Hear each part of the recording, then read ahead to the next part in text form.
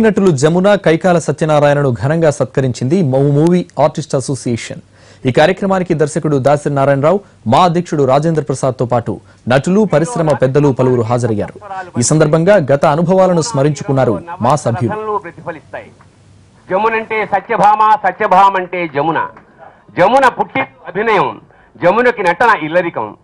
సినీ కళా జగత్తులో చిరకాలం ఉండమ్మా బొట్టు పెడతా అని కళామ తల్లి దీవించిన సంతోషంలో ఈ నట యమున జీవించిన పాత్రలన్నీ చిరంజీవులుగా బాసిలి చిరస్మరణీయాలయ్యాయి.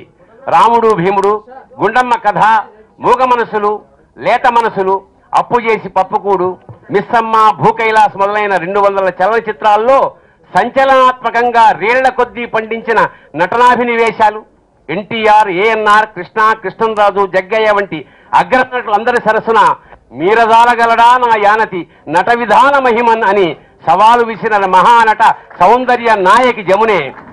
గోదావరి గట్టున్నంత కాలం సినిమా చెట్టు కొమ్మన అభినయాల పిట్టై మూగ మనసుల అందాల నటిగా మన ప్రేక్షక హృదయాలతో జమున సంగమిస్తూనే ఉంటుంది.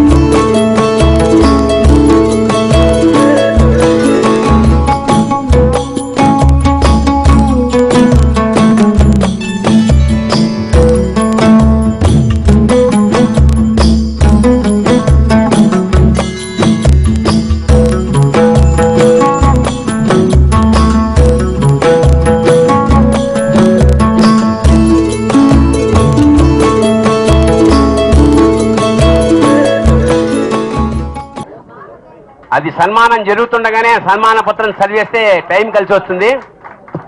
నవరస నటన సత్యనారాయణ వ్రతానికి మీ అందరికీ ఆహ్వానం. 8వ తరగతి చదివే రోజుల్లోనే మీరు వేసిన ప్రేమలీల నాటకం ఎంచక్కా మిమ్మల్ని పక్కా విలన్ గా డిసైడ్ చేసింది. మా నిర్వహించిన ఈ కార్యక్రమాన్ని అభినందించారు నటులు జమున, కైకాల సత్యనారాయణ. సినీ రంగంలో తమ అనుబంధాన్ని గుర్తు చేసుకున్నారు.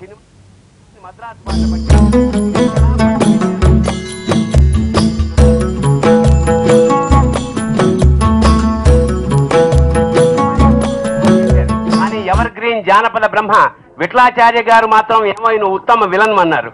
వరుస వికటాట్టహాసాలతో కేక పెట్టించి దుష్టపాత్రలకే కాక పుట్టించిన కైకాల భావ ప్రకటనలో దుష్టత్వం, కళ్లల్లో క్రూరత్వం చూపెట్టి ఛీ దుర్మార్గుడా నీ చేతులు పడిపోను అని అమాయక మహిళా ప్రేక్షకులతో ఆనందంగా తిట్టించుకుని ఆడాళ్లతోటే కరుణ రస ప్రవాహ ప్రకటనలో కన్నీళ్లు పెట్టించడం, ఆ కన్నీళ్లు తడియారక ముందే పొట్ట చెక్కలయ్యేలా నవ్వించడం, ప్రేక్షకుల నవ్వుల్లో మునిగున్నప్పుడే అమాయకుళ్ళ ఆశ్చర్యపరచడం, వాళ్ళు ఆశ్చర్యం నుంచి కోలుకోక మునిపే అనేక వందల పిక్చర్లు చేశారు.